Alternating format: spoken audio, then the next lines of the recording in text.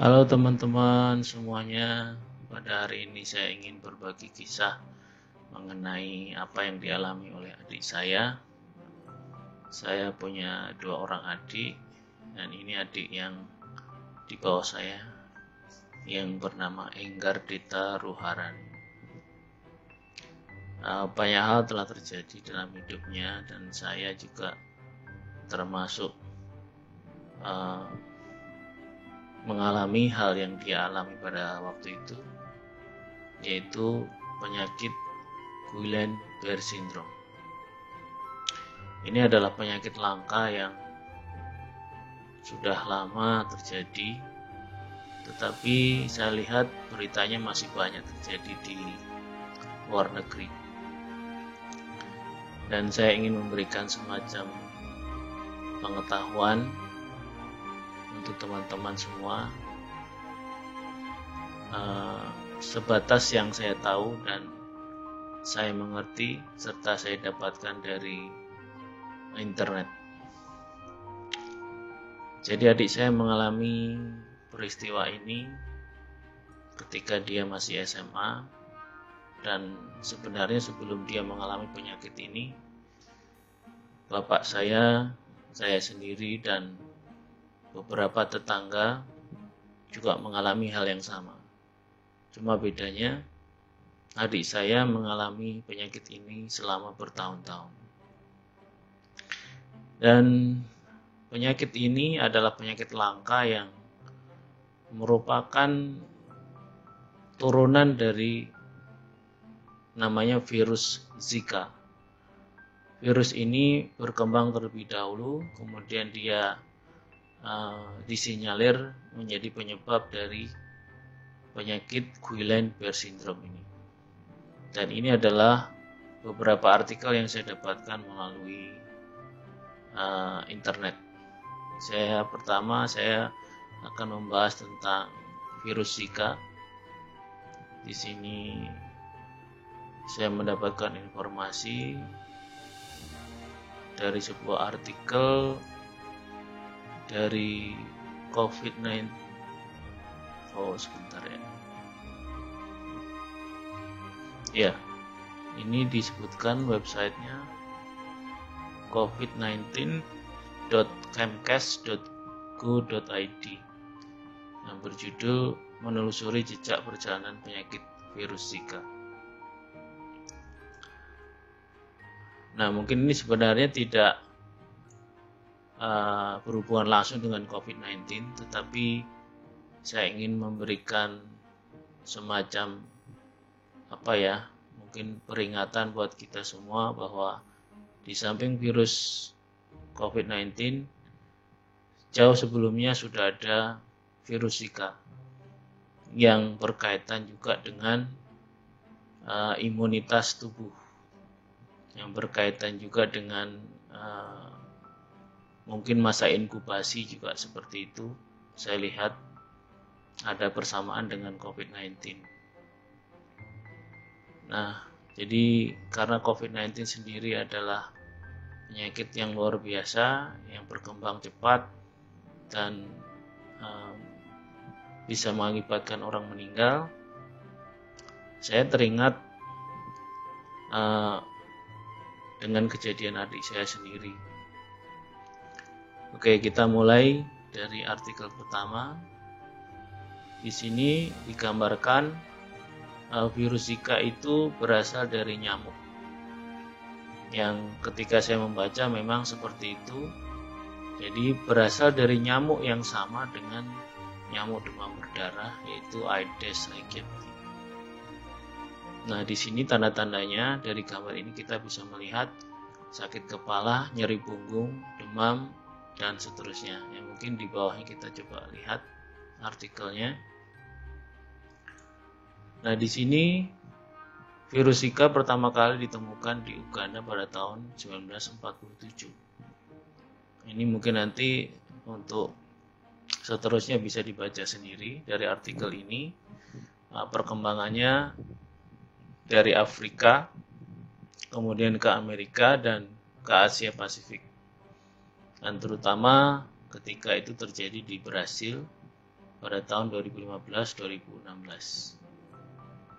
Nah, virus Zika ini juga disebut wabah karena melampaui banyak negara, dan ini termasuk situasi darurat pada saat itu. Nah, di sini dikatakan penyakit virus Zika merupakan penyakit tular vektor yang ditularkan melalui gigitan nyamuk dari genus Aedes, terutama Aedes aegypti. Nah, seperti yang saya sampaikan tadi. Kita lanjutkan. Di sini dikatakan sebelumnya isolasi virus Zika pertama kali ditemukan dalam tubuh nyamuk di Malaysia pada tahun 1966. Nah, dan di sini juga dikatakan sedikit, misalnya di sini ada Indonesia juga. Ya, pada periode tahun 1950 sampai 1990. Nah, ditemukan di India, Indonesia, Malaysia, Pakistan, Filipina, dan Vietnam. Nah, seperti saya sampaikan tadi, nanti kita akan lihat apa hubungannya antara virus Zika dengan Guillain-Barré syndrome. Nah, di sini kita bisa membaca di laporan berikutnya. Sebelum outbreak di Brasil tahun 2016, penyakit virus Zika belum mendapat perhatian. Namun perkembangannya dilaporkan memiliki hubungan dengan kejadian GBS atau Guillain-Barré syndrome. Nah, ini terutama berbahaya kepada ibu yang sedang hamil karena nanti anaknya akan mengalami mikrosefali. Jadi kelainan pada kepala yang bayi yang baru lahir. Seperti itu. Nah, jadi ini terus dikaji, terus dicari hubungannya, karena ketika hal itu terjadi pada adik saya, memang belum ada kalimat atau diagnosa dokter yang mengarah kepada hubungan antara virus Zika dengan GBS. Dan GBS itu sendiri juga memiliki varian yang istilahnya mengalami perkembangan menjadi virus-virus jenis lain. Nah, oleh karena itu ini penting sekali untuk kita pahami, meskipun di Indonesia belum banyak kasus, tetapi ini sangat serius karena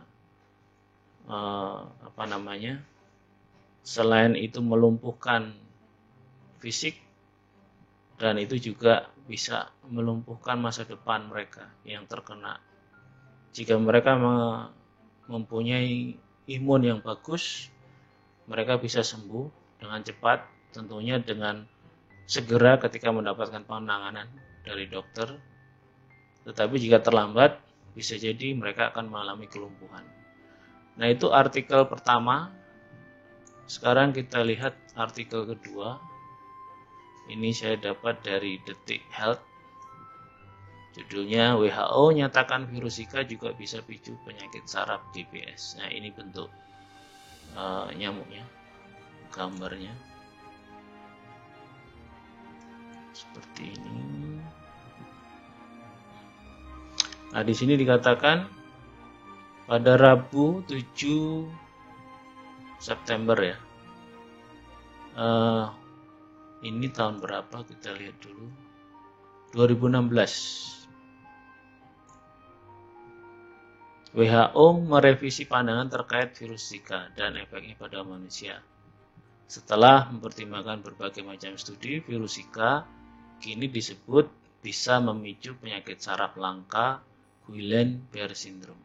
Nah, di sini lebih tegas lagi dikatakan oleh World Health Organization. Nah, secara umum seperti ini tanda-tandanya. GBS adalah kondisi yang menyebabkan antibodi tubuh menyerang sel-sel tubuh sendiri. Jadi kita punya imun, tetapi imun itu bukan membantu kita untuk menangkal bakteri atau virus dari luar, justru menyerang tubuh kita sendiri. Itulah situasinya. Jadi seharusnya antibodi melindungi tubuh dari serangan zat asing, tetapi virus ini justru bisa mengancam jiwa, bahkan menyebabkan kelumpuhan otot pernafasan. Ini seperti yang terjadi pada adik saya. Oke, nah kita lihat apakah ada sesuatu yang lain yang bisa kita lihat di sini. Nah, secara umum informasinya sama seperti yang kita baca tadi.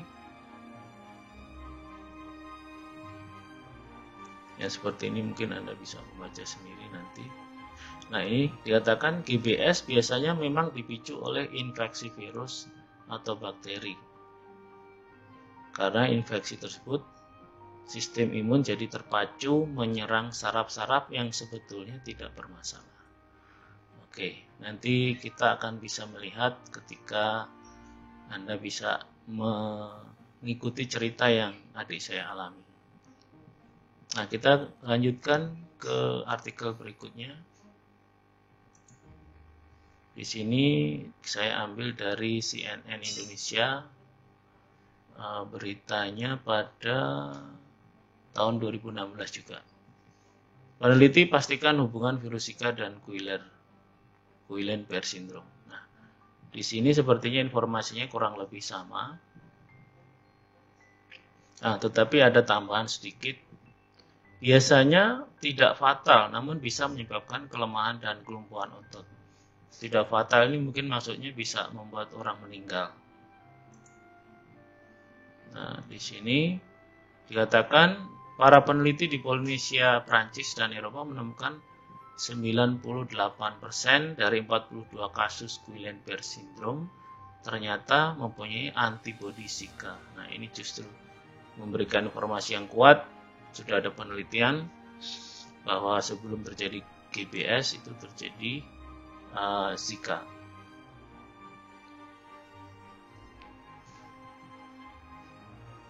Nah, di sini juga dikatakan tanda-tanda atau gejala bahwa GBS mirip dengan infeksi Zika, yaitu demam, nyeri sendi, serta ruam merah di tubuh. Nah, hal ini terjadi biasanya seminggu sebelum benar-benar didiagnosis terkena Guillain-Barré syndrome. Nah, ada informasi lain yang bisa kita baca di sini. Ya, garis besarnya sama di sini. Ada hubungan antara Zika dengan GBS. Nah, kita lihat artikel terakhir. Nah, ini saya ambil dari Halodoc, sebuah website kesehatan. Apakah Indonesia aman dari virus Zika?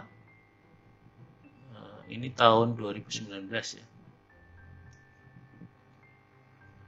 Jadi virus Zika terjadi karena penularan dari nyamuk yang mirip dengan demam berdarah, yaitu Aedes aegypti.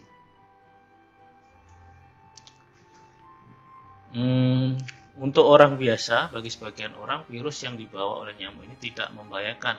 Namun, pada ibu hamil, virus ini terbilang serius karena akan menyebabkan kelainan kelahiran, khususnya ukuran kepala yang lebih kecil dari normal, atau kita sebut mikrosefali, seperti yang tadi saya sampaikan. Nah, di sini juga gejalanya sama. Mungkin kita cari informasi baru yang kita bisa dapatkan dari sini. Gejala tersebut berlangsung selama beberapa hari hingga 1 minggu, sehingga orang yang terinfeksi tidak perlu harus melakukan perawatan di rumah sakit, dan penyakit ini tidak berujung pada kematian. Setelah seorang terinfeksi, mereka akan terlindungi dari infeksi lagi di masa mendatang. Yang terjadi pada adik saya adalah ketika didiagnosa dia mengalami GBS, dia harus tinggal selama 14 hari. Mungkin nanti kita bisa lihat ceritanya. Dan itu berkaitan dengan pemeriksaan dokter ingin meyakinkan bahwa penyakit ini termasuk spesifikasi ini. Jadi ada jenis-jenisnya. Dan mereka ingin meyakinkan bahwa itu adalah jenis GBS yang apa. Saya tidak bisa sampaikan jenis-jenis GBS itu seperti apa, karena saya sendiri juga belum mendapatkan informasi itu. Tetapi paling tidak kita bisa melihat bahwa proses pengecekan atau diagnosa ini mirip sekali dengan COVID-19, di mana orang-orang diminta untuk berada di rumah selama 14 hari atau di karantina selama 14 hari, dan itu berkaitan dengan inkubasi, masa inkubasi dari virus itu sendiri. Jadi ada kemiripan di situ. Nah, di sini resikonya kita sudah tahu. Selain mikrosefali, ada cacat otak parah. Nah, itu juga berkaitan dengan keguguran, lahir mati, dan cacat lainnya. Itu yang berkaitan dengan GBS. Kemudian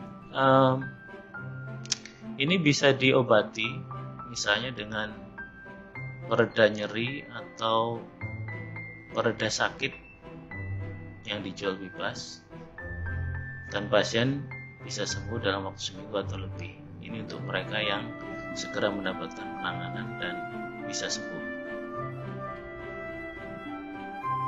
Nah, jika terinfeksi virus Zika, perawatan terbaik adalah dengan banyak beristirahat, memenuhi asupan cairan harian untuk mencegah dehidrasi, dan minum obat jenis acetaminophen untuk pereda demam dan rasa sakit. Atau di sini aspirin atau obat antiinflamasi non steroid lainnya tidak boleh dikonsumsi. Ini catatannya ya. Hingga muncul diagnosis demam berdarah untuk mengurangi risiko pendarahan. Oke. Nah, ini pertanyaannya, apakah Indonesia aman dari virus Zika? Faktanya, menurut Departemen Kesehatan, Indonesia tidak termasuk dalam 46 negara yang mengalami kejadian luar biasa. Di dalam 14 negara yang disebutkan juga di sini dikatakan untuk kasus Zika, demikian juga dalam 14 negara yang disebutkan sebagai negara transmisi virus ini. Jadi tidak termasuk. Ya, mungkin yang dicatat adalah mereka yang negara-negara yang mengalami kejadian luar biasa. Oke, jadi itu saja. Nah, di sini ada catatan jika mengalami kejadian seperti ini, bisa bertanya di website. Oke, demikian informasi sekilas yang cukup panjang, tetapi ini penting sekali karena ini sifatnya pengetahuan dan pencegahan. Semoga ini bermanfaat. Terima kasih.